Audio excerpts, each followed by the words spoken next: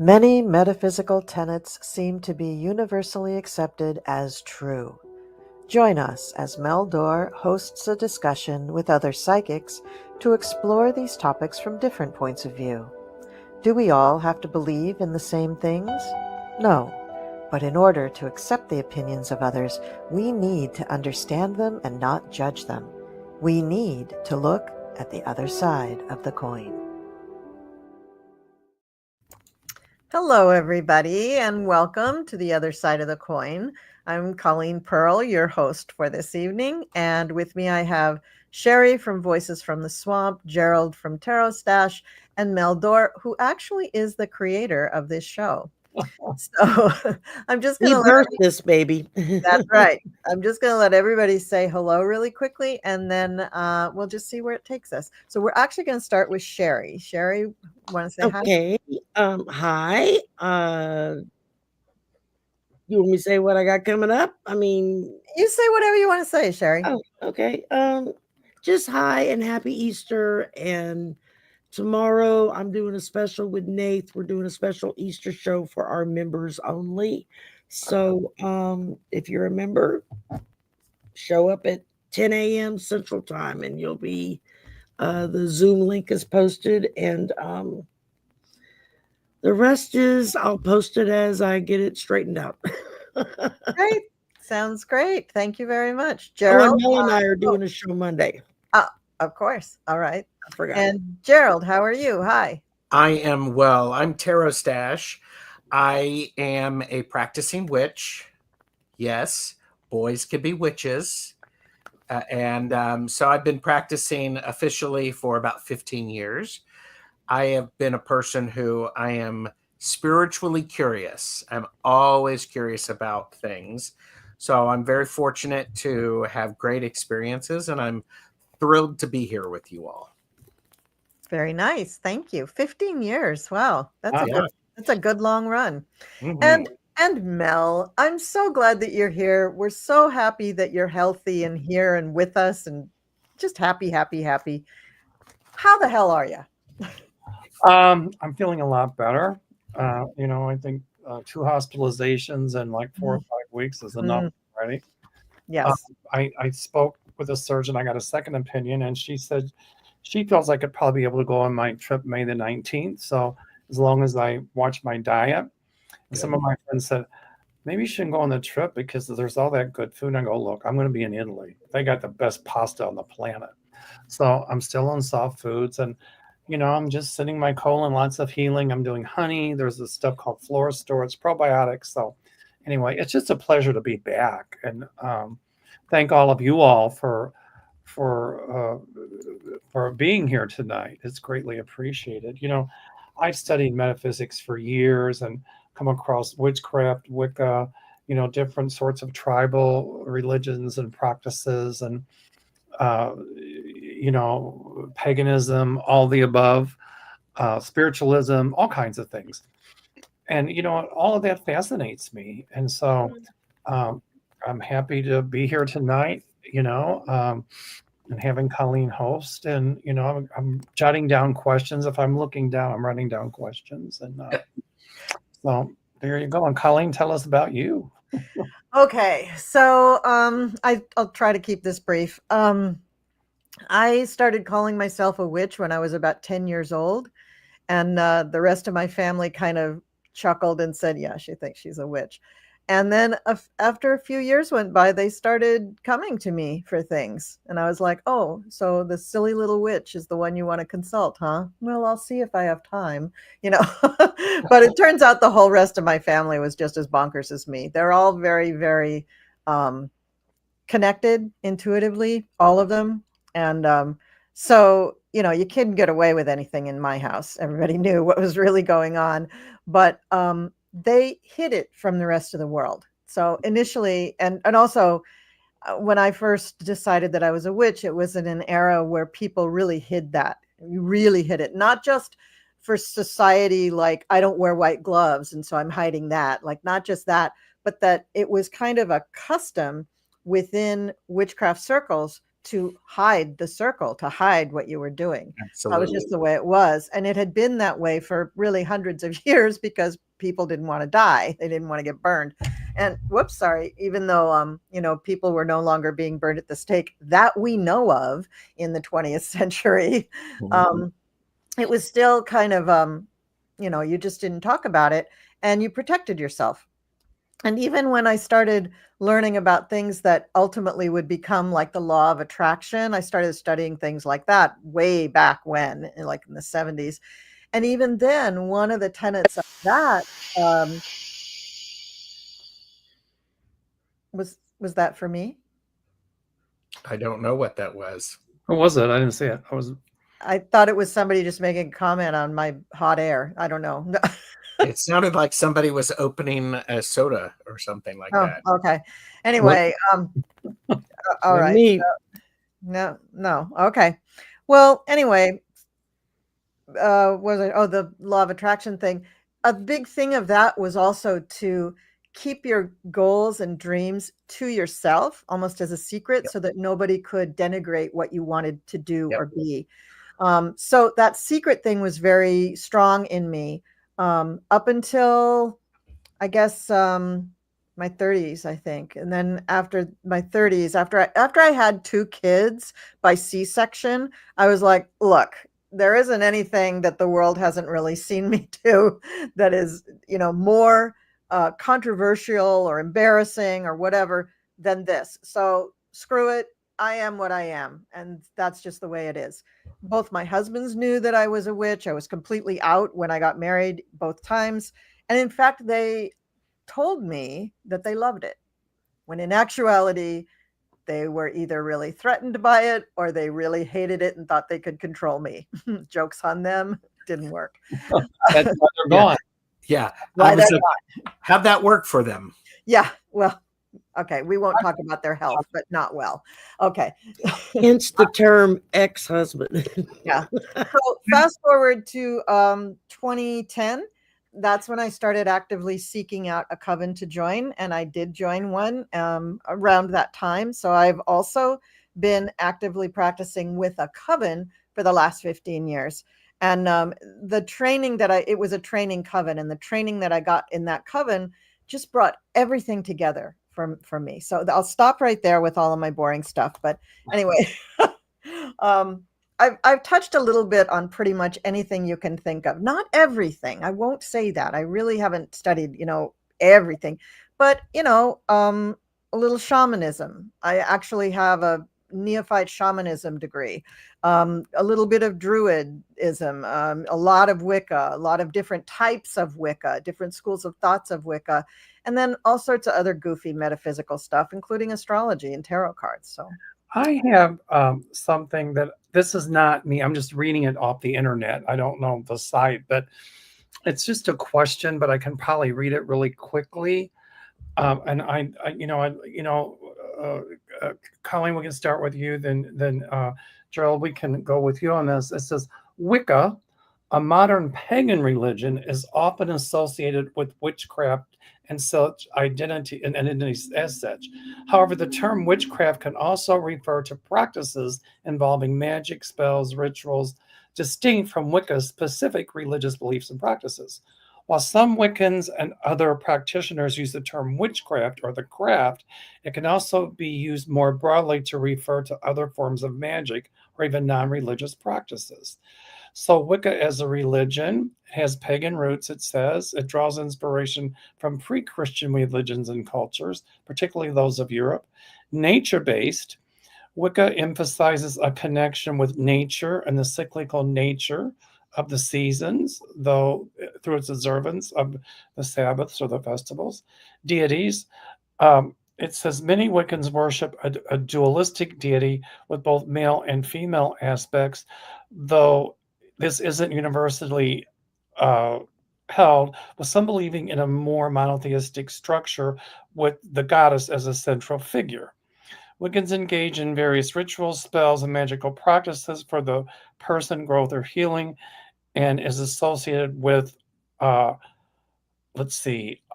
none and do as you will.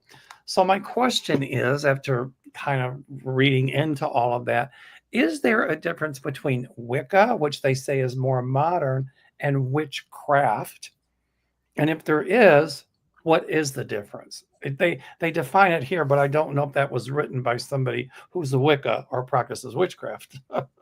So You know, Wicca is, I think, the term that most people who practice as a witch most, but not all, would identify themselves as Wiccan.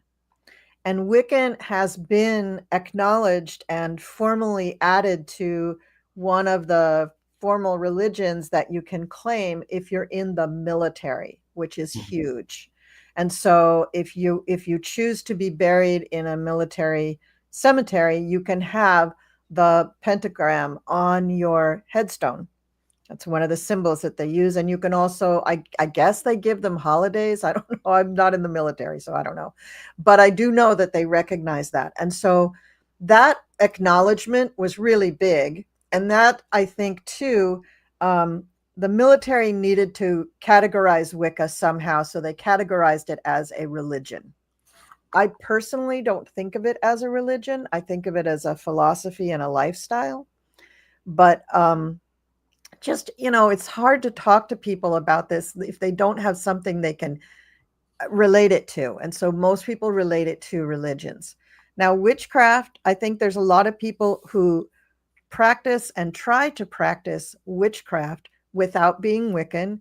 They might be some other form of Wiccan that's not totally Celtic based. I think a lot of people, especially in America, relate their Wicca beliefs to the Celtic pantheon and the Celtic beliefs and the Celtic Wheel of the Year, because the Wheel of the Year really was derived from the agricultural seasons, the agricultural high points of the year in the Celtic nations. And since the Celtic nations actually were all over what is now the United Kingdom and Europe, that is pretty widespread in the old world. So that was easy. That was easy for people to attach themselves to. I personally don't talk about a big distinction between Wicca and witchcraft, but I do think, they're two different terms. Witchcraft is the act of Wicca. crafting. Wow. No, spell making. Right. It's mainly spell making. So that would be anybody who's doing, herbal things or making witchcraft is more of a verb, if you will. A verb, exactly. That's exactly what it is. And Wicca, I think, is more the philosophy or religion, if you want to think of it that way, of worshiping not just the goddess or the god. We lost the connection there.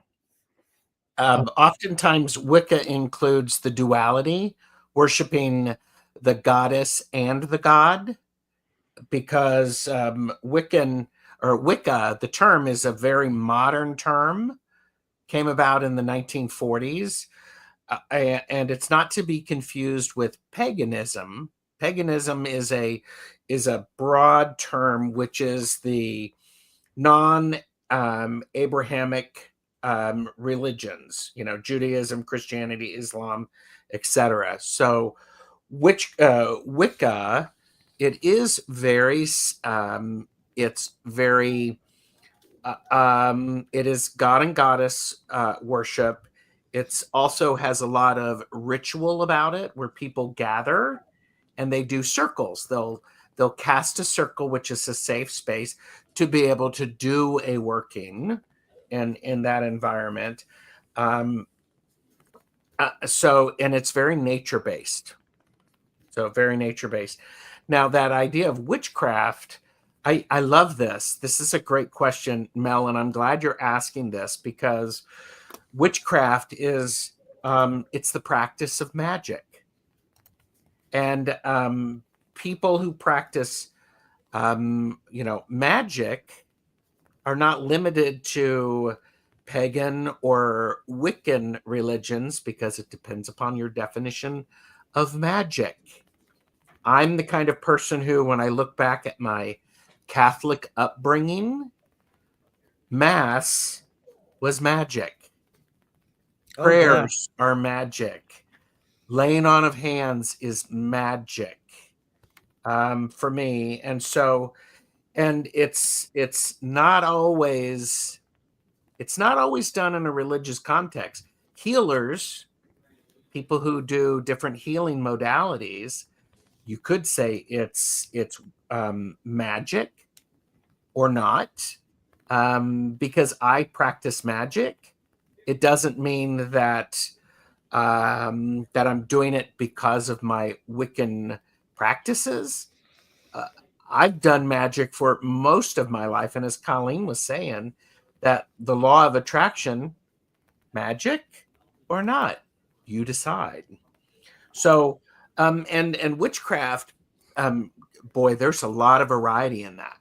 It's very, very fascinating. So, but I think there are a lot of practices of magic in people who identify as Wiccan.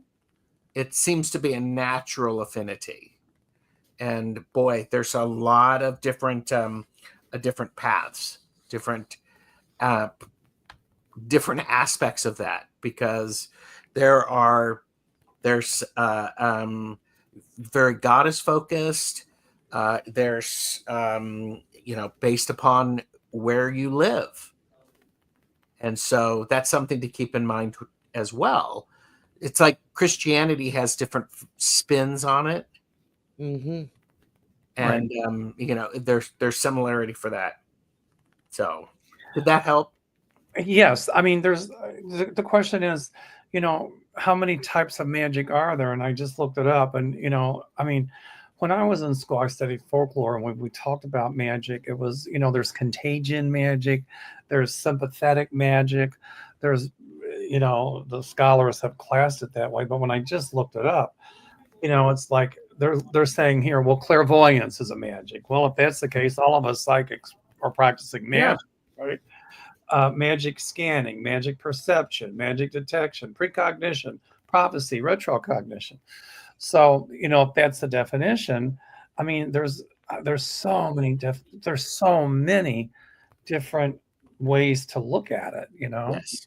So people want to know what is magic, and a lot of people think that it's spell casting, but it's a lot more. I mean, that's a form of it, but there's so many other forms. Yeah, and there's a great deal of beauty in it, because that's one of the great things is some people who practice magic or do witchcraft, they do it in verse, and that's part of the power.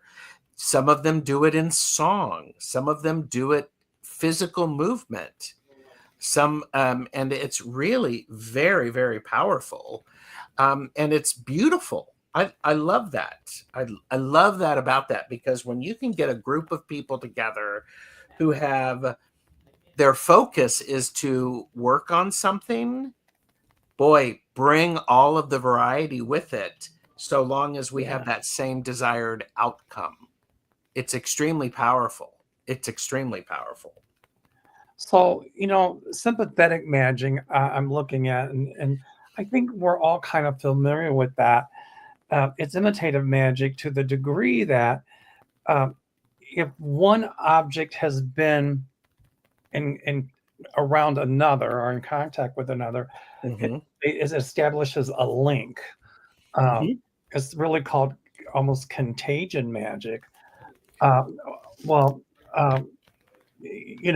Contagion magic is a subcategory of sympathetic magic, but it focuses on the belief that one or two objects have been in contact. They maintain this energetic link, allowing for a change in one to do a change in another, like a voodoo doll. You take something that belongs to the person, you hook them together, and then you do something, and it supposedly has an effect on the person it belonged to. The idea of sympathetic magic is people who practice Reiki and other long distance healings. They will use something, a doll, a stuffed animal that represents and they will do it with the intention of healing that individual. So I think it's really, really powerful. And you know, let's keep Hollywood out of this. Yeah. Yes, please. Yes, Hollywood has done a great deal of service and disservice to an understanding of Wicca and witchcraft and paganism. You know, people getting around and joining hands and offering prayers for the successful outcome of their crops is not going to get as many people attending as if they were doing something to fight against someone else. Right. Well, I mean, you know, anthropologists and folklorists have made studies of, you know, these different kinds of magic. And I find it very interesting to look at Warwick perspective. Somebody typing, I can hear it. I did. I'm sorry, I forgot to mute. What happened to Colleen? Did we lose her? She will be back. Her power went out. Oh, I got it. I see. So let's say if somebody is practicing magic, let's say with voodoo or hoodoo, which is lowland voodoo really, and hoodoo is really common in Louisiana, with the voodoo dolls. You know, so I think a lot of it entails folklore, a lot of it entails local beliefs, things like that. And so I can see how it's all encompassing, if you will. Well, and there's several different levels and types of voodoo, and the same for hoodoo. I don't know that much about hoodoo. I've heard it mentioned. I've never met anybody down here that actually practices it. I think it's more over in the New Orleans side than it is over here. Now, I do know people here where I'm at who are more into the voodoo, but it's not done in a way as to harm anyone. I think a lot of what their philosophy is based off of what I had always learned was a Wicca and a pagan philosophy, which and first did do no harm, you know. Now I've studied paganism off and on for years because I've just been fascinated with it. And yeah, but I don't know a lot about Wicca, although I try to pick up little things as I can because I find it fascinating. But with voodoo, a lot of it is more it's more of an African-based religion that goes with it. And so you're dealing with African gods and goddesses.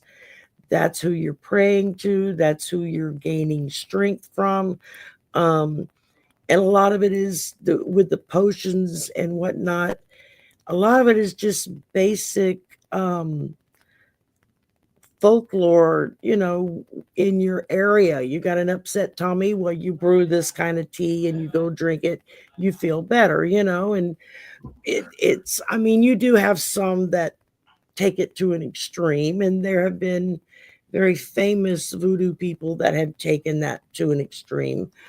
But overall, most of them use it as a means of healing, as a means of giving somebody encouragement if they're afraid to try something new, or they're afraid they're not going to get that job or that position, or they're not going to meet their soulmate. You know, it's kind of based loosely around that.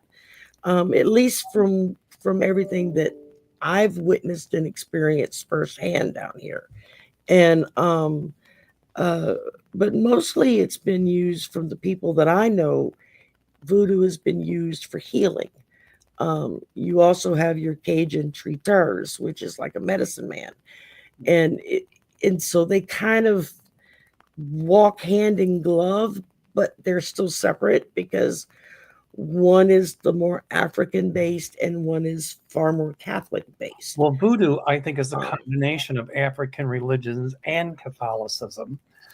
It is. There's a lot of Catholicism that they've adopted over the centuries, but like it's Marie Laveau, you know, Voodoo Queens of New Orleans. She incorporated both. So, but don't get witchcraft or Wicca confused with that. The other thing, No, they're two different things. the other thing Yeah. I hear people say is, and it really one of my pet peeves, oh, that voodoo or that witchcraft or that Wicca, it's of the devil. Wrong. Because Wicca, even though voodoo does have some Catholic stuff in it, but Wicca or witchcraft, they're based on some of the pagan religions, and it is not a Christian religion. The devil is from the Abrahamic, religions like Christianity, uh, Islam, Judaism, and so it is not demonology. That's completely different ballpark. So people who practice Wicca or witchcraft are not demonologists. They're not calling demons. They're not calling any of that. That is a total misnomer. Am I safe in saying that? Yeah. And I mean, actually, even Satanists who are, truly worshiping Baphomet, I think mostly, Yes. they are some of the kindest, most Yep. unjudgmental people you'll ever meet. They're not violent. They're not all machismo. They're really, really like mellow people, and they're completely at peace with their thoughts. People like, I don't want to paint a big label on it, but there are certain groups who are affiliated with certain religions that really love to use that big old paintbrush to paint us all as Oh, yes. baby eaters, that Yeah. we roast children in a cauldron, and we haven't done that since 2010. I just Yeah.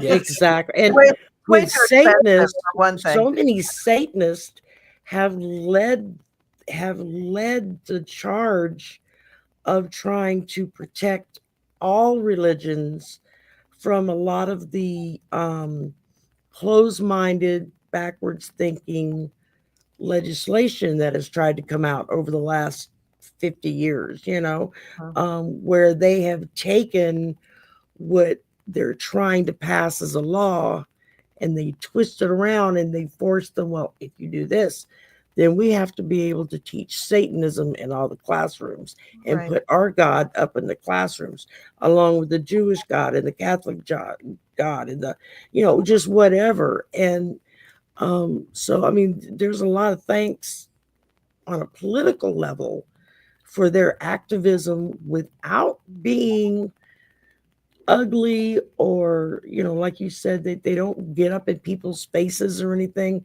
They're very, very kind of subtle and low key about it, but they have made great strides in protecting everybody's freedoms when it comes to that.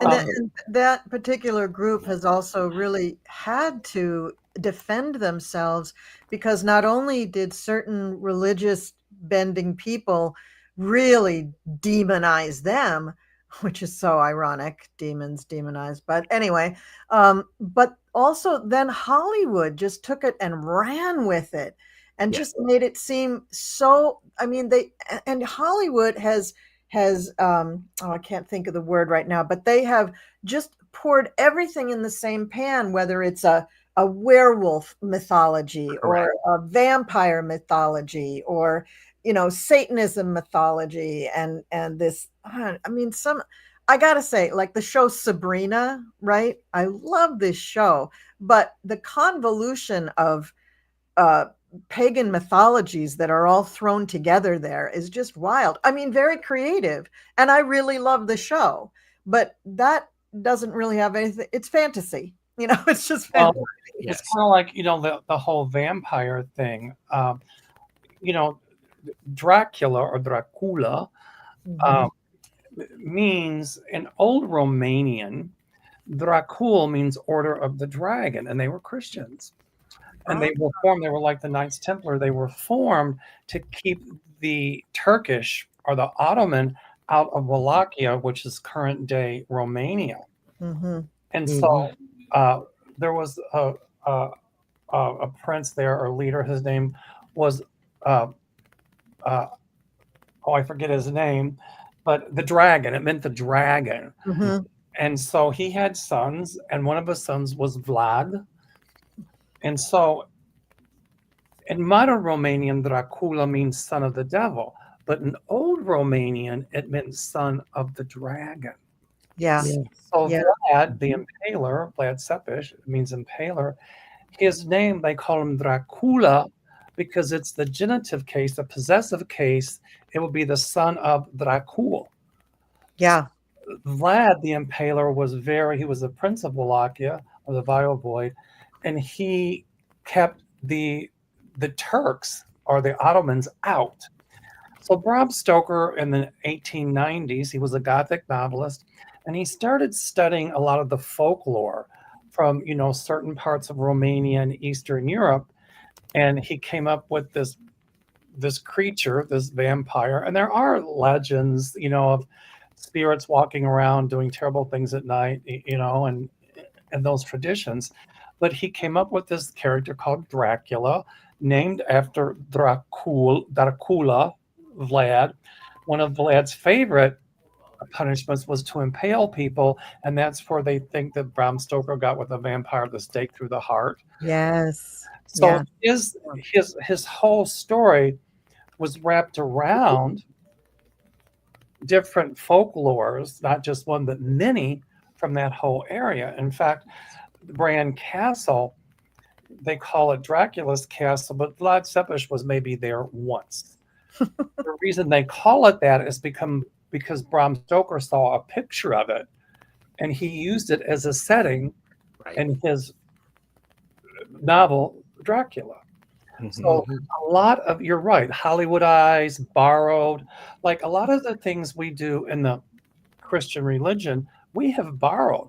A Christmas tree is not Christian. It's a pagan thing. Yes, it is. Yeah. The Easter bunny is not Christian. It represented rebirth, the bunny, the Christmas tree, the dying off, and then it comes back to life again. The Yule, burning the Yule log. A lot of that came from paganistic practices. So I can see how elements of Wicca are borrowed from that as well. Yeah. So it's just not one religion. We borrow from a lot of things. Oh yeah, and over the centuries, they've all, in a lot of ways, they've melded and meshed, and to where in some of them you can't tell the difference from one thing to another. I know there are several really good pagan YouTube channels where one is like more on the Norway, Sweden type side, and one concentrates more on the Celtic side. But they will go through all the different holidays and different reasons why they do certain things. And both of them is like a handful of people, and they go to great lengths to explain what they're doing, why it was important. It's fascinating. I mean, I love to watch their little videos they put out. And they're usually, I think the longest one I've ever watched was maybe like 35 minutes. So they make them short and to the point. So I think, Colleen, you're right. You don't get hung up in the Hollywoodization, if there is a such word, of these different kinds of things. I kind of like, Bewitched or. Oh, yeah, I love all the witchy shows. I love all the vampire shows, except some of them. Some of them I'm like, no. Yeah. But I love all that stuff. But then I also love historical dramas. That's just, I love that. Modern day vampires have evolved. Yeah, right. It'd be interesting to do a study on the evolution of these kinds of things because of the influence of Hollywood and such. But is it true, though, that Wicca honors nature and the divine through rituals and spells? Would you say that's accurate? Yeah, I'd say that's accurate. The thing with the covens that follow, I will say my lineage. Now, what is a coven? Define that. A coven is a group of witches that have requirements to be a part of the group, and mostly the requirements are going to be that you're accepted by the high priestess or the person probably who started the coven. And usually there's just a a mild hierarchy. There's the high priestess. She's usually a 3rd degree Wiccan. And then there will be her inner court, which would be people who have 2nd degree, or maybe some people who just have 1st degree. And then they've just been with her the longest, or him the longest. And then the rest of the coven would probably be 1st degree or just initiates. That's the way my lineage works. So you start out, you do some studies with them, and then they initiate you if they want you into the coven, and you just make a promise that you're going to study what the high priestess tells you to study for a year and a day. And then you graduate by getting the 1st degree. And you can just stay 1st degree for the rest of your life if you don't really want to do anything else. But if you want to teach in the coven, most covens of my lineage would say, well, you need to take 2nd degree, which means you learn some more of the, I guess, mystical kind of stuff. And then if you want to run your own coven, you have to go for 3rd degree so that you can learn all the things about, how you help people find their magical names, and how you help people progress and find out their gifts, and how you help them grow their gifts and that kind of stuff. So that's what a coven is. So let's say I went to your coven, and then I went to Gerald's coven. Would what they're teaching, like with the degrees of 1st, 2nd, 3rd degree, would the teachings be pretty much the same, or would they be completely different? Go ahead, Gerald. They would be different. For me, a coven is a group of people who have a covenant with each other, and the focus of what they're doing. Because in my coven, you actually we do not initiate new members except on a blue moon. Blue moons don't happen very often. So Isn't that 2 full moons in 1 month? Yes, 2 full moons in 1 month. They don't happen very often, and one would study and would spend time practicing the ritual and doing rituals. And when that blue moon happens and you want to make that commitment to the coven, it's a big deal. It's a huge deal. So it's a commitment. It is a huge commitment. Yes. But is there a requirement on how often you have to attend? Like people who say, I'm a good Christian, I go to church every Sunday. And yet when they walk in, the holy water boils. Is there is there, the earth shakes, right? Is there like a requirement, like, well, if you're going to be in this coven, you have to come once a week for 3 hours and recite this or learn that?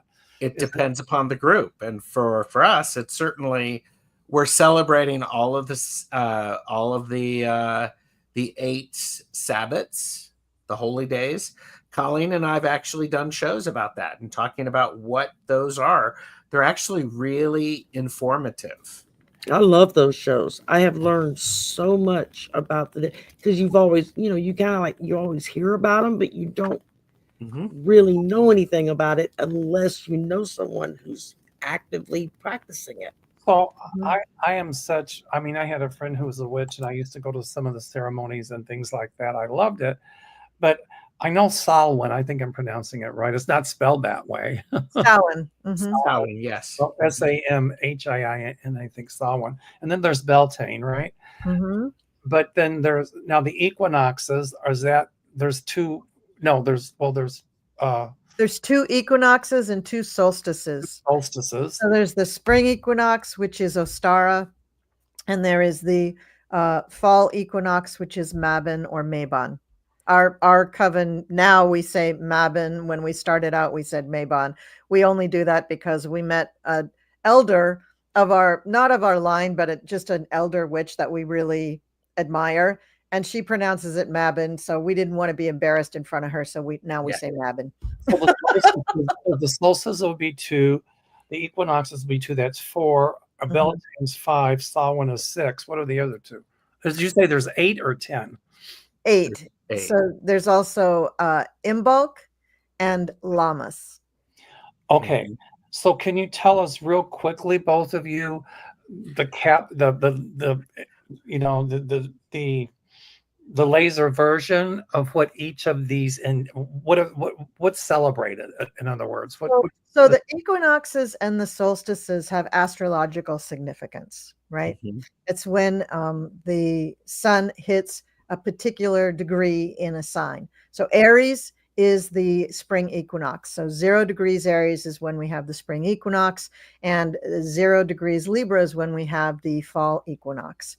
For the for midsummer and midwinter, those are the solstices, and that happens when we are at 1 degree of either Cancer or Capricorn. Cancer is the summer one, but it's really the midpoint of summer, and 0 degrees Capricorn is really the midpoint of winter. But a lot of people will say, oh no, it's the first day of summer. Well, haven't you been hot before? I mean, haven't you already been wearing shorts and t-shirts? So that's kind of stupid. But anyway, the other 4 are the cross quarters, or the midpoints in between those first 4. So it breaks up the year into these 8 parts, kind of like a pizza. So you just get it all broken up like that. So we'll start with spring equinoxes. Spring equinox, that's the beginning of things, and that's spring. And so would that be rebirth? Would it be the rebirth? Exactly. And then you have Beltane, which is one of the cross quarters, and that celebrates again fertility, but also the earth is already growing. So you're already seeing everything up from the earth, and it's more about purification, but also lust. There's a lot of those two things in there. So we purify the animals. We get all the fleas off the animals by running them either actually near to a fire or in between 2 fires. Then all the fleas hop out. That's what that really was for. And it's also a symbolic fire, which is the lust. And so that's when they would play games like, the couples would couple and things like that. And then you have couple. All righty then. Yeah. Well, this is an earth religion. I mean, we are talking about the body of the person and the body of the earth. And then you'd have midsummer, which is the the midpoint of summer, but it's very children and female oriented because it's the sign of Cancer. So we're talking about we need to eat because Cancer rules the stomach, and it's the height of summer. So you can eat anything. Everything's growing at the height of summer. So it really feels good. But you also are thinking about your family and love and taking care of everybody and protection and things like that. And then the next cross is a cross quarter. That's Lammas, and that's a harvest festival. Yeah. So it's the second harvest festival, actually, right, Gerald? It's the first. It's the first harvest. Yeah, it's the first harvest. Yeah, and that originally was called a whole bunch of other stuff, Lunasa, Loaf Mass, a whole bunch of stuff, and it has to do with grain harvest. So a lot of people will do a lot of bread things at Lammas, but it's really, we know that it's still hot, it's still summer, but we are coming into the waning days of summer, but it's a harvest. So we're grateful. It's a Thanksgiving. It's a gratefulness and gratitude. And then we come up to Mabon, which is the next equinox. And that is also a Thanksgiving, and because that's also a harvest. But on that harvest, we're thinking about the sun is beginning to be less apparent in the sky. The days are getting shorter then. And so we're not fearing winter, but we're preparing for winter. And we're thinking about how we prepare for winter and what does our life mean in that balance.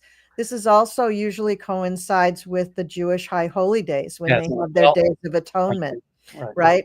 So that's all kind of wrapped up in there too. How do you balance the scales in your life between not just the dark and the light, but your giving and your receiving, your good and your not so good, things like that. Right. Lack and plenty, stuff like that. Now, Gerald, you take the other 4. Well, so then we go into Samhain, which is the third harvest festival, which is oftentimes, opposite of Beltane. Beltane, we're we're looking at the future because we've planted things, we're procreating, we're celebrating, and we're honoring what is coming. Samhain, we honor that which those who have passed. Yeah, we are honoring our dead. We're honoring from where we come. And then we go from Samhain, we go into Yule, or the winter solstice, which is the long night. The summer solstice is the long day. And because think about it, if we're practicing our, specifically in relation to our growing season, okay, we've finished with Samhain. We're moving into Yule, which is the quiet time of the year, where we go inside because it's starting to get really, really cold. And we're definitely paying attention to, this is when the family would be in the inside, in the house. And we would definitely we'd be educating our children. We would be telling stories. And then when we come to Candlemas or oh gosh, what's the word? Imbolc. Imbolc, thank you. It's when we would actually see a lot of the ewes giving birth. Oh, wow. If there was someone conceived at Beltane, it's been 9 months, they're starting to give birth. And so there is, there's this opportunity of, okay, we're now actually recognizing that. So it's kind of like a celebration of life, death, rebirth, abundance, preparation. Yep. So a lot of people have these images of people who practice Wicca cavorting in the nude, holding hands, and in a forest somewhere. I'm laughing because I'm just having this visual. I love the way they both said like that's perfectly normal. Well, and some covens do practice. It is as we came into the world. Skyclad. They call it skyclad. Yes. Skyclad. Yeah, I've there heard are. that. I'm trying to think which Gardnerians practice. Gardnerians do that. Yes. Skyclad primarily. There may be others, but the big one is Gardnerians. And Gerald Gardner, everybody knew, was just kind of a pervy old guy, but he was a very knowledgeable Wiccan. He did a lot to bring Wicca to America, as did Ray Buckland, and. There. I want. Go ahead. You were going somewhere with this, Mel. But Skyclad is a thing, and we don't do it. My coven doesn't do it. My coven does not do it either. Well, I'm just saying, I'm the kind that goes to the doctor and they say, take your clothes off, the nurse, and I need a good laugh. So every coven can have their own kind of different rituals, but basically it's based on the same premise. It's just the spells, the rituals, and things like that. Now let's talk about. Now, a lot of people refer to a male witch as a warlock or a wizard. Is that a misnomer? It is. Yeah, that's Hollywood. Yeah. Yeah. That's the Hollywood stuff again. Yeah, that's Hollywood. Like you see these TV shows about psychics or movies about psychics, and I go, that is so far removed from the truth. Yeah, like if do you have a different word for a female psychic versus a male psychic? No, they're both psychics. Psychorina? I don't know. Yeah, it doesn't make any sense. So a witch is a witch is a witch. Doesn't matter. Yes. Okay. So let's talk about spells. Okay. Tell me about spells. Let's start with, what is a binding spell? Do you want to take this, Gerald? Well, I think a binding spell. I think what's you notice how she just threw it at me, and I'm looking, all right. Boy, that was a really good way to get out of that. Yeah. I'll talk about it when he's done. I'll tell you a little bit. Well, I think I guess it's really clear to also what is a spell. What is is a great spell? place to start. I think a spell is when you created something to fulfill your intent. Okay. And it's like we were talking about, like there's and it also there's a code of ethics. Do what you will with harm to none is the Wiccan read. And if all people who practice have some sort of ethics that they follow, a binding spell, I would say, simply put, is you want somebody to stop doing something and interfering with who you are and your free will. A binding spell is something that prevents someone from doing something that is going to cause a great deal of harm. So let's say I'm the Donald Trump of the Wicca world, and I have no conscience. I'm a sociopath, and I'm thinking I'm not going to follow that. I'm just going to cast a spell on Mary Jane, Jim Bob because I don't like them. Is there? How would you? Well, you're talking about my oldest brother, who was really, really a powerful clairvoyant and also a magician. And he did not, he had no compunction. He would do anything to anyone, and he would do it either magically or mentally or financially, or he had no compunction. There's no Wiccan police. Nobody can come in and tell you you're doing it wrong. And because of that, the whole system is an honor system, the whole friggin' thing. So, I just had a question about this in my comments from a viewer today, that, how can you stop someone from just being an asshole when they're practicing something like witchcraft or Wicca? And the answer is you can't. A lot of people that get into this, they'll get into it and they'll study a little bit and they'll uncover a couple of clairs and they'll decide to do a couple of parking spot spells and they'll think, oh, cool, I'm running the world. And that's where they want to stay. And they may stay there for the rest of their life. But truly, the journey that you take the journey that I took when I started to study Wicca, as I said in the beginning, started when I was 10 years old.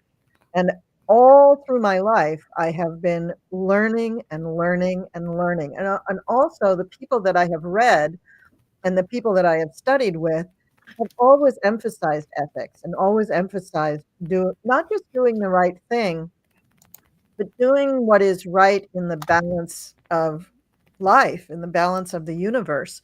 And it isn't just about following rules. It's definitely not about following rules. It's about understanding your environment, understanding yourself. The first rule for Wiccans really is know thyself. Yes. If you do not know who you are, what you want, what you project out to the world, how you affect people in the world, then you can't really use your tool, which is your body and yourself. You can't use your main tool effectively to do anything without knowing yourself. So there is, I would think, karma involved. If I do something to harm someone, that karma is going to come back to me tenfold. Okay. It's going to, do what thou wilt and it harm none. That's the Wiccan read. But the addendum to that is take no shit. That's right. That's right. You have to protect yourself. And because we're out now, we're not in this environment like we were in the 60s where everything was quiet and secret and hidden. We're out there. And so people know what we do. They know what we are. And because of that, you might get people who want you to do things on their behalf that are really bad and really wrong. So most witches that I know will not do spells on behalf of other people.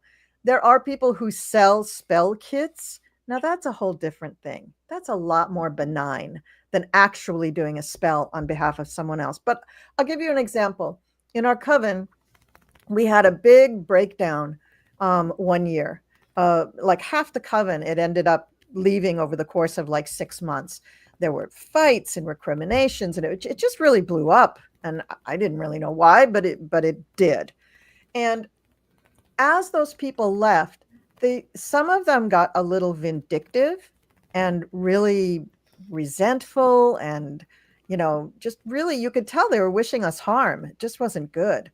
And so we did a binding spell.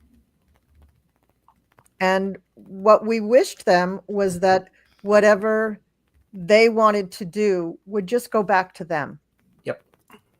It reminds me a lot of the voodoo down here, and how some people have taken something that was meant for good and have twisted it into something to get revenge or to harm or to curse, things like that. It's really sad, because then you're distorting what it really is. It's the truth. But in the end, the only person that you are answering to is yourself. Remember, you're going to have a life review. So you're not going to be a lesser or a greater witch than someone else if you do a great spell. I was teaching a class once, and I'll never forget it. And well, what do you do if somebody throws negative energy? And I said, well, what I do is I put a white light of protection. Perfect. And I visualize it bouncing off like a mirror and going back to the sender. Mm-hmm. And one lady raised her hand. She goes, oh, how can you even teach that? You can't send it back to the sender. You have to let it bounce off and send it to the universe. I said, yes, but when you do that, other people pick up on it and can be harmful to them. Yeah. I said, there's nothing karmically bad with sending it back to the sender. And she didn't like it. She complained about me. I'll never take his class again. And blah, blah, blah. That's not the way I learned it. And I'm like, oh, well, here's how I teach it. And hence the problem with so many Christians today, because they, they so many believe in have duality. twisted. Yeah. They believe in duality. Duality has been with us for a very long time. Duality is why women have been subjugated for centuries. Duality is why we don't let people who have different colored skin get all the things that we get. It's bad. Duality wasn't always bad, but it's really bad now. Essentially, and judgmental. And this kind of work does attract people of all kinds. People who are judgmental, people who are kind of vindictive or jealous. I can see how it would attract people who like to misuse their power or want power and control over others. So essentially, if you send it back, that energy back to the sender, I don't see anything karmically wrong with that. You're sending it back to them, so it doesn't affect you and other people. That's not bad juju. Exactly. But let's take an example with some of our politicians. Okay. And a lot of people that I know that were Wicca, a lot of us, not myself, because I don't know anything about spellcasting, a little bit, but I wouldn't do it because I don't know enough about it. And I don't want to ever do harm. But a lot of people were, perhaps binding spells on a certain politician who had orange hair, whose name we won't mention. Now, you made a rhyme, Mel. So we would send energy that this person's action couldn't harm others. What kind of spell would people be sending that way? Well, I think in the world of politics, I think you would have to be very careful to send anything to any kind of politician when you don't know what kind of practice they're into. I mean, I would say that those MAGAs are kind of practicing their own kind of twisted witchcraft. Well, to a degree, but they're all in a cult. They're all kind of brainwashed. So they're very passionate and unbounded in their desires of what they want and their ability to use their energies. They're just not bound in any way. So for me, I would send that politician immense love and light, because if they're a person that is a little bit evil, then they're living in the darkness, and they don't like that light. But you're not doing anything to hurt yourself. You're protecting yourself because you're surrounding yourself with all that light and then sending it to them. And it may make them uncomfortable, but eventually that light will get in and they will literally see the light and start to think in a much more enlightened way. Or That's the goal. or maybe they won't see the light, but if enough people do it, then perhaps it's the universe's way of saying, okay, you're not seeing the light, so it's time for you to pay your karma. And also, even if they don't see the light, they no longer have power over you. Bingo. That's where I was going with it. Yeah, I thought so. Yeah. Or others. The one thing that you can definitely change in all of this, so the one thing that you can control is yourself and your response to it. So protecting yourself is fine. How you do that, on your own head, be it. But I do think there's this, there's the importance of taking care of from where you're coming. You got to understand it. You got to do that with full intent and purposes. And, I don't know many people who, practicing Wicca, witchcraft, or whatever. I think a lot of people are doing a lot of work and we're just not seeing it because that's one of the things: to know, to will, to dare, to keep silent. Got it. So, okay, my next topic. I remember going to Boston he wanted to go to Boston for his birthday. So his daughters, his wife, his sister, my cousin, Gary didn't go, but we went to Boston. And, he's a hockey coach, so he had to coach a bunch of hockey teams. His son's a hockey player that day. And I said to my cousin's wife and the girls, I said, we should take a ferry over to Salem. And they're going, let's do it. So we did. It was right around Halloween. Oh, wow. And I went to Salem and I'm like, okay. At first I'm thinking, okay, this is like a Disney World for witchcraft. Then I started thinking to myself, no, it's like that Hollywoodized stuff we talked about. Mm-hmm. I mean, psychic readings everywhere, stores, where you buy this candle, cast this spell, you can use this oil and da da da da da. And I'm like, a lot of it played to that whole idea of what people think that Wicca or witches are. Mm-hmm. And it was kind of far removed from what I'm hearing from you guys. Yeah.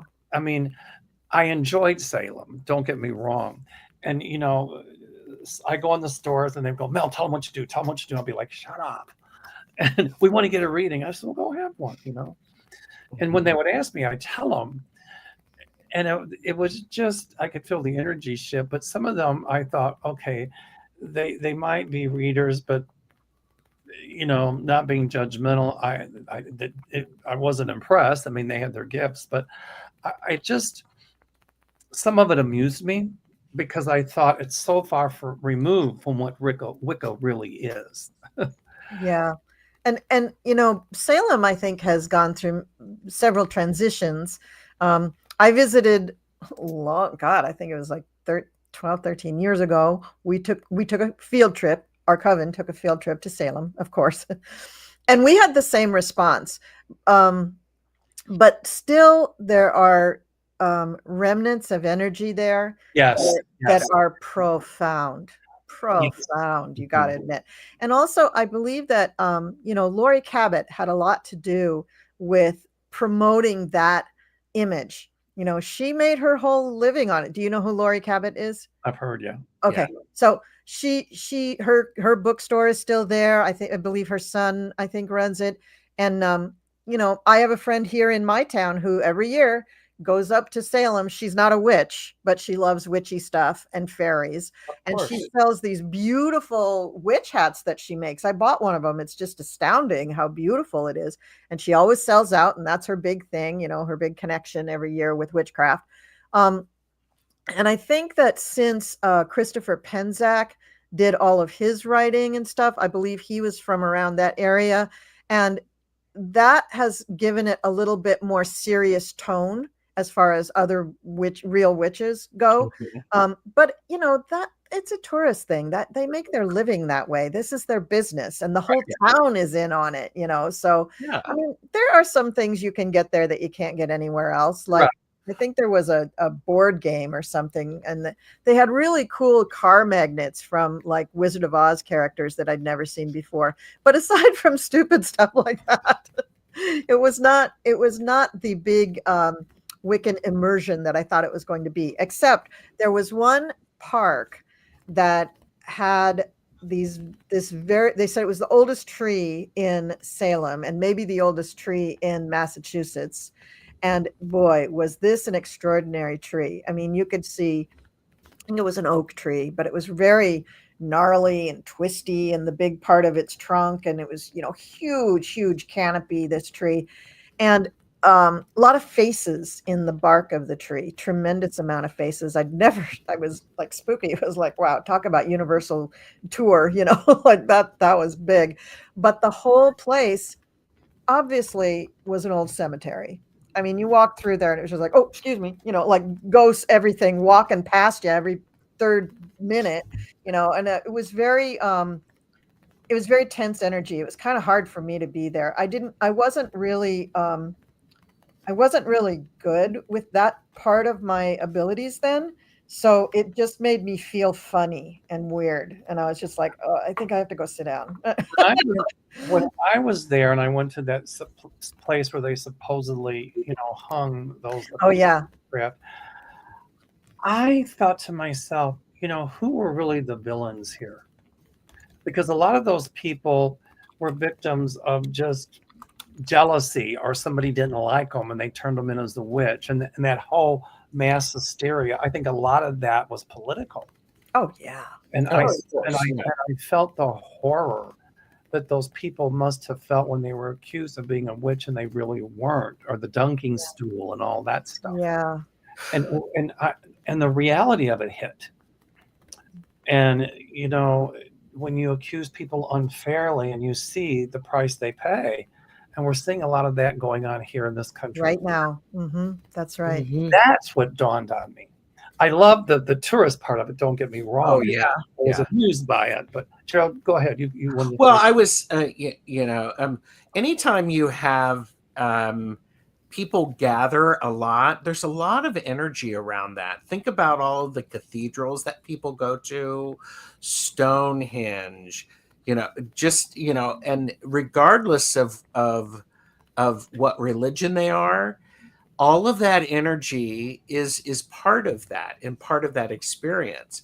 If you want to go and have a fun experience, sure, go to Salem. You're going to find some people who are quite skilled at what they do. I'm sure.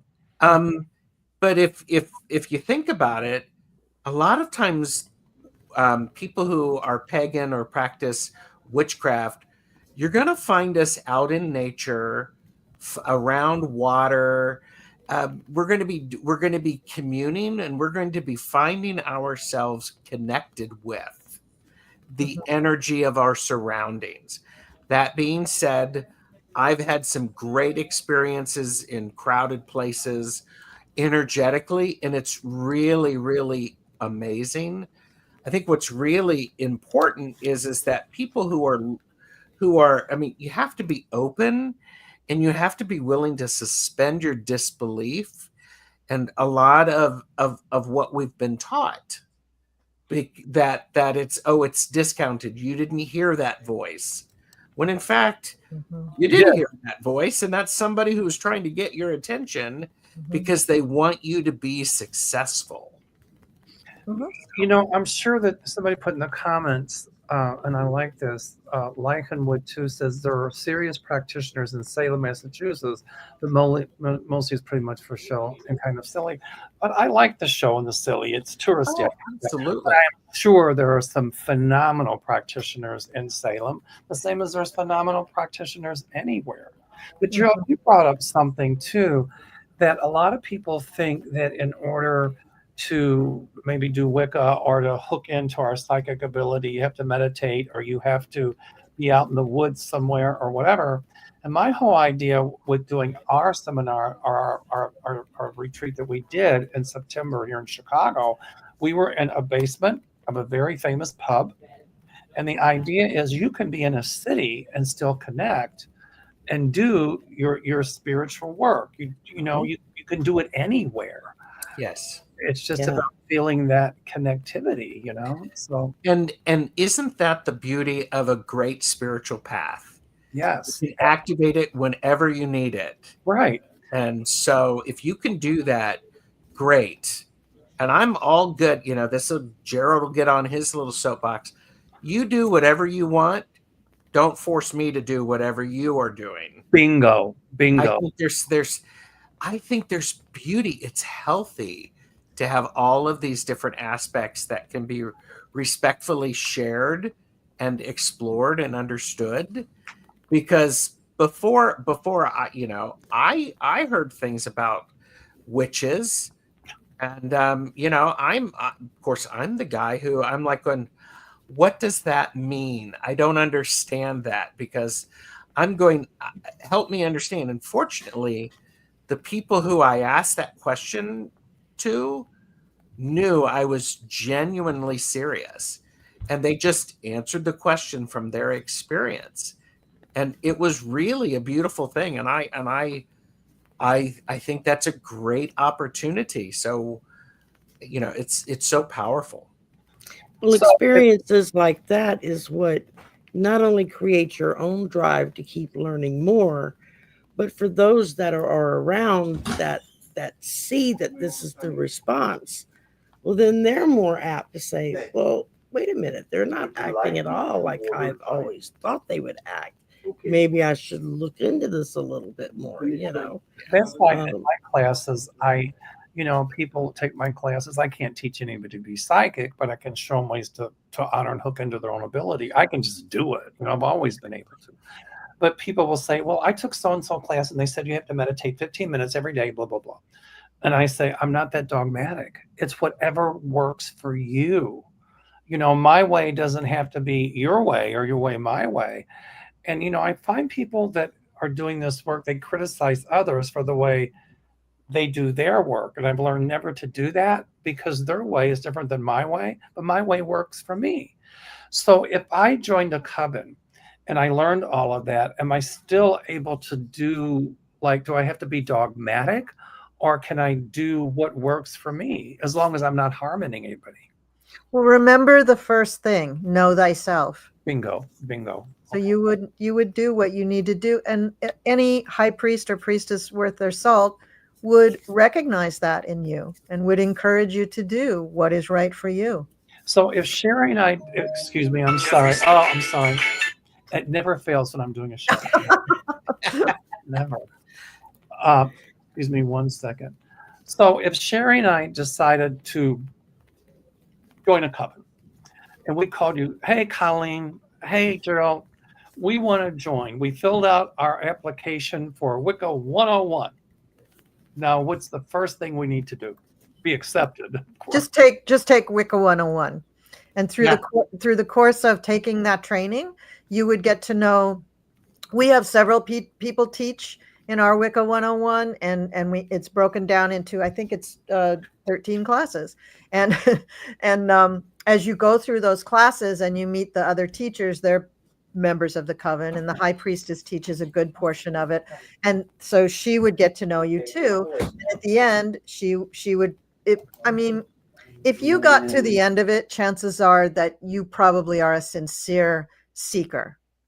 And so she would probably say, she would discuss with you, are you interested in joining the coven?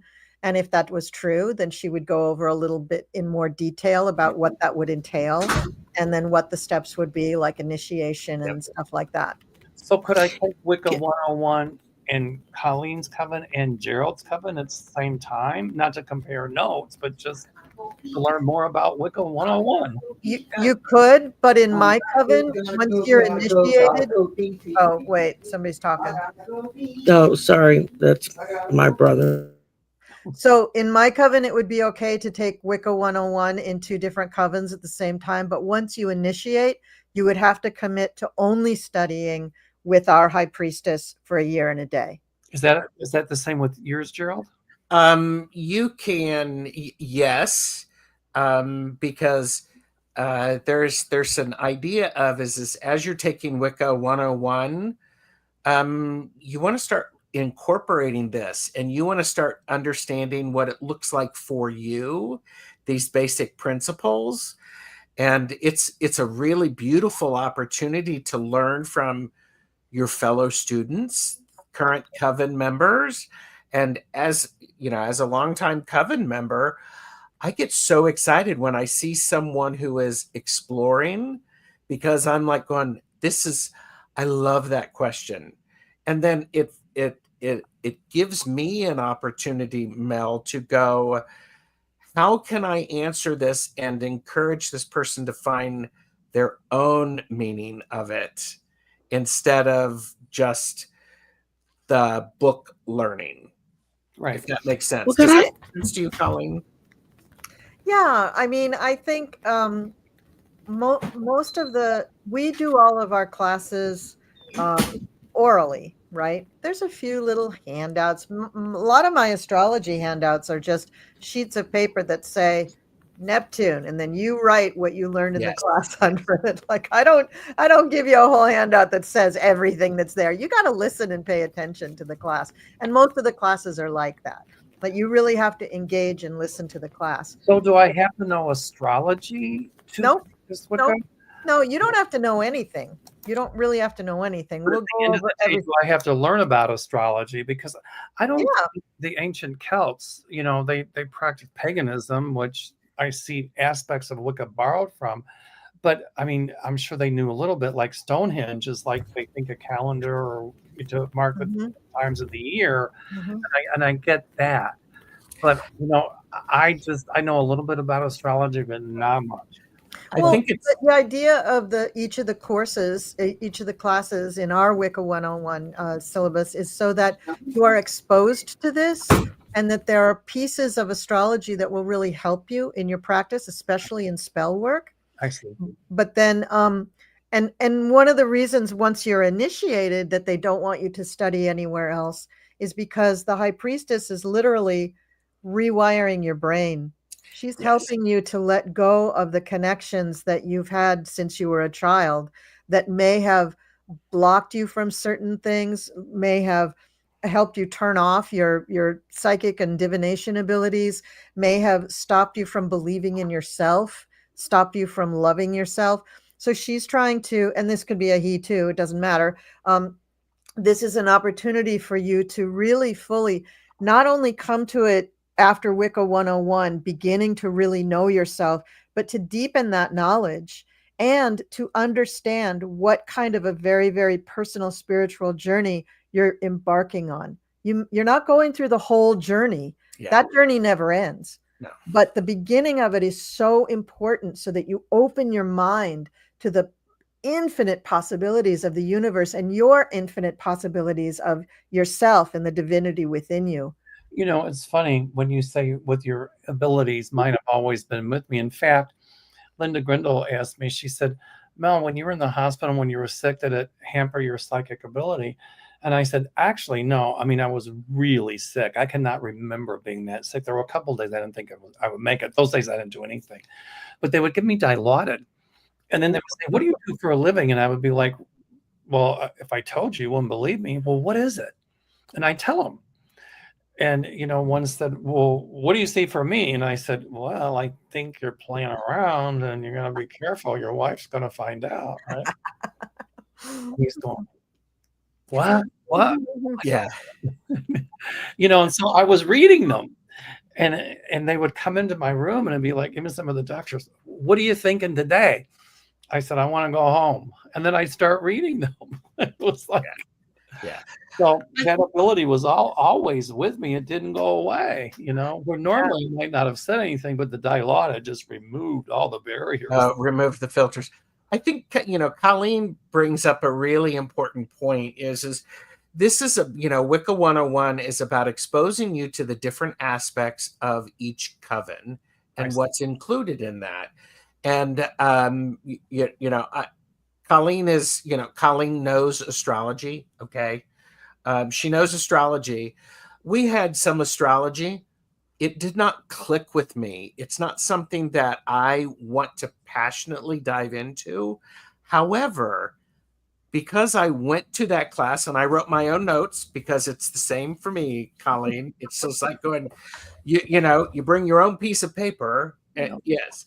And part of it is what I know now is that, boy, there's a lot of opportunity to learn more about that, especially when I'm wanting to do certain things.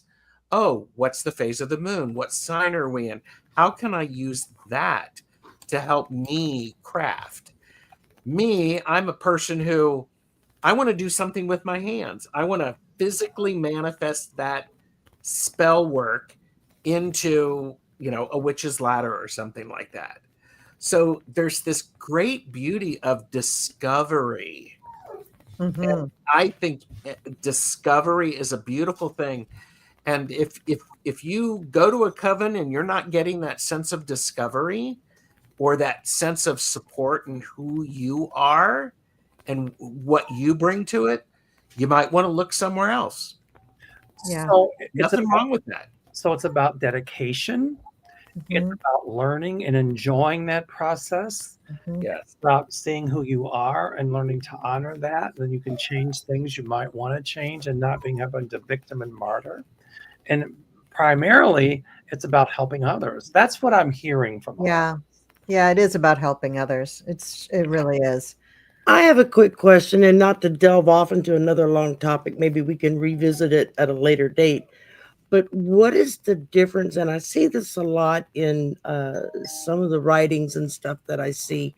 The difference between those that are in a coven and those that call themselves a solitary witch, other than just the obvious, I'm not in a coven, I'm doing this on my own, as opposed to someone who has the support of a coven. What is the difference or the mindset that would make somebody make those choices, I guess? Part of it may be, and Colleen, jump in, part of it may be access to a coven. They may not have an opportunity to be with a coven.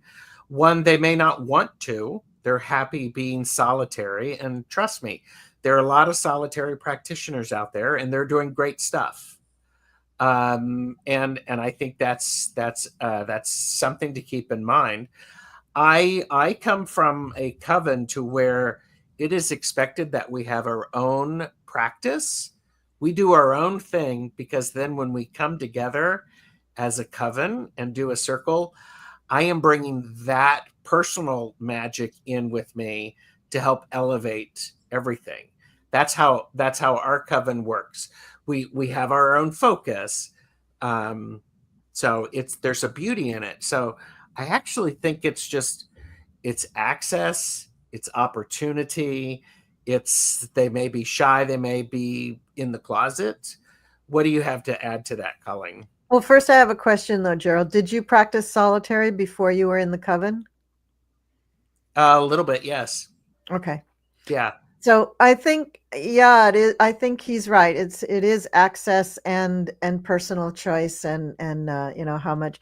I mean, I practiced solitary, if you count from when I was 10 years old, for 40 years. I was solitary, and eclectic is what I would term myself, because I studied so many different things and I incorporated so many different things in what I do.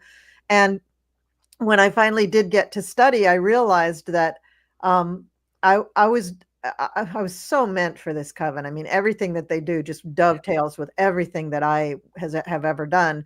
So it wasn't, nothing I was doing was wrong per se, and nothing you do in Wicca can really be wrong unless you hurt somebody or yourself.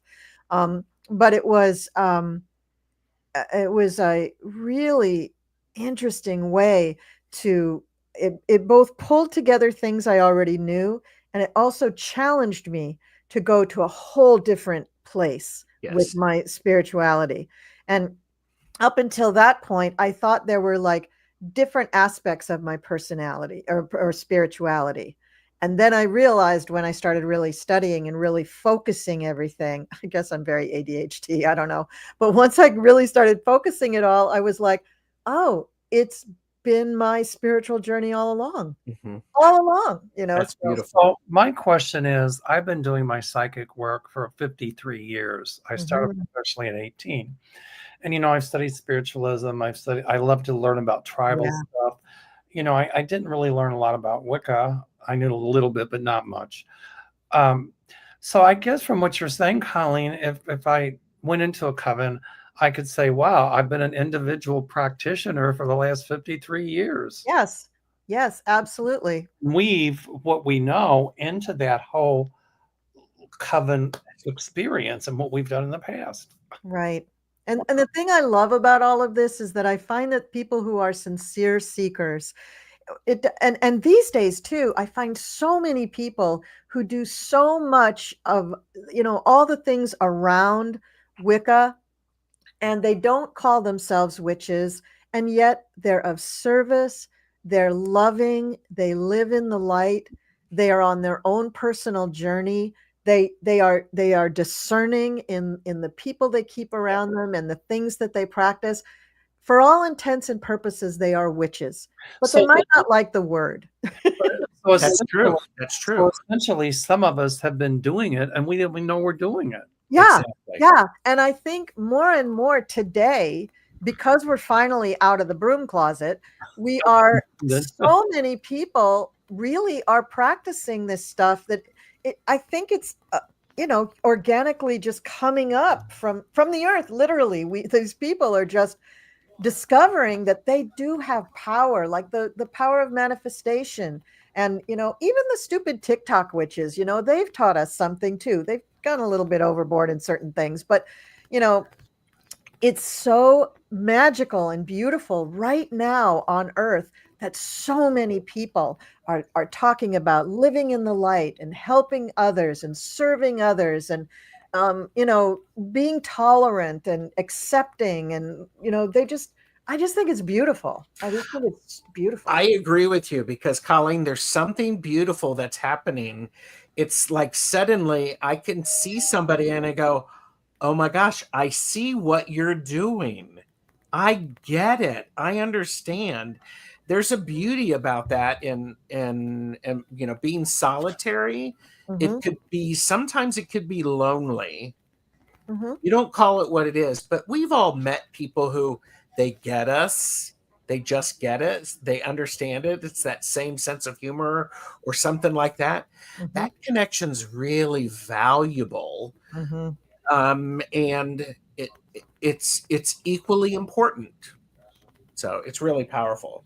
Yeah. You know, this has been so fascinating. One more question, and then you know we'll figure out. We'll be back on again in a month, and I think it's Shari's turn or Gerald's turn, whoever wants to take it next. Whichever one. But you know, so you know, when I went into the shop at Salem, I'm back on that again. They had these candles and they had spells written on them and all that. So when you do a spell, is it prescribed or you just kind of come up with it on your own? The words or whatever, or the ritual. Is it something that you're taught or you just kind of come up with it creatively on your own? Well, in my training, there are probably as many kinds of spells to do as there are people on the planet, or more. Maybe we should say there's as many spells you can think of as doing as there are angels, because there's so many ways you can do it. If you buy a spell from someone else, you're letting them do all the heavy work. So it's only going to work for you if you really can allow yourself to put your intention into that spell and understand what the correspondences are that you're buying. Like if you buy a blue candle, right? And it's got some sort of symbols either on the glass that it's in or actually carved into the candle, or it comes with a little piece of paper and some herbs or something like that. Those things, the color of the candle and the herbs and all of that, those are all correspondences that help to build up the power of your spell. Now, the intention that you have is what drives the spell. And without your intention, you won't achieve anything. It's like psychic energy is fueled by an emotion. Exactly. Yes, But absolutely. here's the other thing, is that it cannot be manipulative. You cannot manipulate somebody else with your spell. You can't make somebody fall in love with you. Right. You can't make the bank give you more money than you have in your account. That's called bank robbery. Like there's certain things that you just, Doggone it, just what I wanted to know how to do. I know. And by the way, most witches cannot get the lottery numbers. It's just not Yeah, given. psychic. So it's Yeah. It's funny. I bought a book on spells. I was more. I didn't practice them, but I was more interested in the folklore of it. Yeah. Because I learned in folklore and anthropology, and that fascinated me. But some of the things they were calling for, wolfbane. I'm like, where the hell am I going to find wolfbane? Not that I wanted to, but some of the stuff they were like, or this soil, that I'm like, it was like, even if you wanted to, good luck, because you'd have to write a dissertation on where to find the stuff. And it is. Well, and I think, I think, the only thing a witch needs to cast a spell is themselves. Yeah. Everything else is bonus. It's And I would say, energy. yeah. And I have, my high priestess, she has said, use the best that you can get, because that helps to keep the intention focused. And I am a person who, I could rattle something off, but I have found if I slow down enough and I write it in verse, for me, that has given me focus so that every single word I've chosen is important. So it's about putting that energy into it. It's putting that emotion into it. No. And so when it's done, it's like, boom. Now I like a good spell book because I'm going to borrow from everybody to put together what works for me. I mean, I am surrounded by books. Me too. I have a lot of books at my office. Some of the spell book I had, they're very poetic. I'm like, okay, if I'm going to do that, does it have to rhyme? Because, I'm not a really good poet, but I love to write. Yeah. So I think, but I teach in my classes, psychic energy is fueled by an emotion. It's the intent that you put into Absolutely. it. Yes, that's witchcraft. That's all witchcraft is. I think I have like 5 or 6 books on Wicca and or witchcraft, some of them mixed with psychic stuff that I have bought over probably the last 50 years. I mean, some books are just that old, just because it's always been something that interested me, but I didn't know anybody personally that I could go to and talk to and ask questions, Here we are. It wasn't until I went into this community that suddenly I met witches, real witches. I met other psychics that could explain to me why I'm able to do what I'm able to do, because nobody else has ever been able to explain it to me. Mm-hmm. And it's finding that community. And I think that's why, as y'all were saying, it's important with that coven. No two covens are alike. They're all kind of different, and the people that are meant for that coven are going to gravitate because they're all sharing that same sort of sense of what they're looking for. So in a way, we kind of have our own little coven right here and now, because we've been doing this work all these years and didn't really realize it was Wicca. And, we're here with, doing our psychic work and our healing energy and here to help others. And so we could say we have our own little coven going, I suppose, right? Yeah. Yeah. And because we love each other, right, and we care about each other's well-being, and we get wonderful energy from each other, but we also give it to others. Yes, that is the essence of really being a coven mate. This has been so cool. We're going on almost an hour and a half, but so the next time, are we going to do your channel, Shari, or your channel, Gerald? I don't know what order we said we'd go in. Either one works for me, Gerald. We'll figure it out. We'll figure it out depending upon when we can do it. We have a month now. Shall we all come up once for, email each other, call each other with a topic we might want to talk about and just kind of iron that out? Yeah. Okay, you people are to our people in the chat. Maybe you can come up with some ideas that you would like for us to talk about. Oh yeah. and we're always looking at the other side of the coin. And I think we've done a great job with that tonight. This has been fascinating. I find this just, the time has flown by. It's like I want to call you both and go, I want to join the coven now. I want to do like witchcraft. I want to get my PhD in witchcraft. Okay, I'm ready.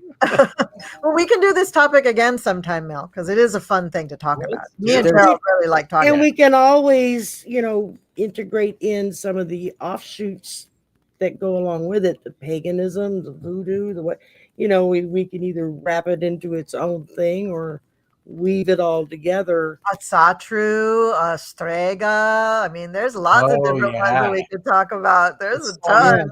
There's a ton. Well, this has been fun. And we're live on Colleen. I have loved it. And we'll go round robin, you know. So every 4 months we'll be on each other's channel. Thank you all so much. So, you know, I'm just in a state of fascination and awe, and I feel so energized. Mm-hmm. Oh, thank you. Yeah. Yeah, this was really fun. Thank all of you. I want to thank everybody when I was sick. You know, I know I've been writing furiously. I'm sure people thought I was going out because I kept dropping my head because I was trying to write. I was too. That's why I was looking down at we're writing. I want to thank everybody, our subscribers, our moderators, our members. Thank you, Aiden. Thank you, Aiden. People like Colleen, Shari, you, Gerald, Aiden, everybody in the community when I was sick, for all the loving support and help, and continue to send those prayers, because I don't want another flare up, because if I do, I'll have to have immediate surgery. So I'm being a good boy. I'm watching it. People say, Mel, are you taking it easy? Trust me, if I take it any more easy, I'll have moss growing on my butt. I mean, my hemorrhoids will be full of moss, you know what I mean? Here's a spell to get rid of a bad colon. You guys just go for it, you know? Yeah. Anyway, this has been so much fun. Thank you all. Colleen, how do they get a hold of you? Oh, so on my channel, at the Cool Crone, in every description box, I give you a link to my socials and my I think my email address is on. If you go to the channel information, it's there, but it's just coolcrone444@gmail. That's how you get a hold of me. I also have a website, thecoolcrone.com, amazingly. And on my website, you can book any kind of a thing that you want. There you go. Go there.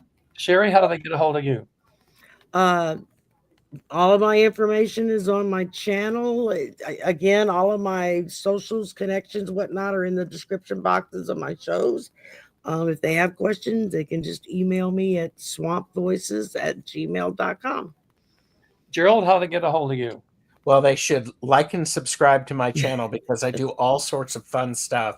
My Yes, he email does. address is TarotStache@gmail.com.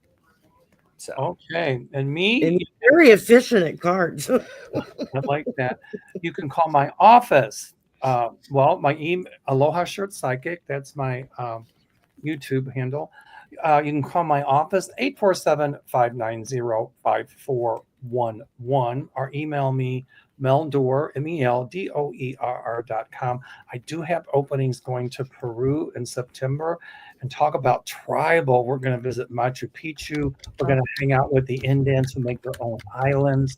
With a lot of that, it's going to be cultural. And Iceland, we'll hang out with Icelanders. We'll see the Northern Lights in October. So, you know, I have openings. So enough infomercial. Anyway, I look forward to doing this. And let's set up maybe a PoliTarology. I like that too. That's fun. Okay. I will send you an invite. We will do that. Well, thank you. This has been incredible. I'm reading the comments, and people are just so hungry for this, and the comments are incredible. So. Oh, great. And thanks everybody in the chat. This has really been great. So until next time, which is probably going to be sometime next month, we'll be seeing you. And thank you very, very much for listening to all of us talk about Wicca. We'll see you next time, guys. Bye. Bye.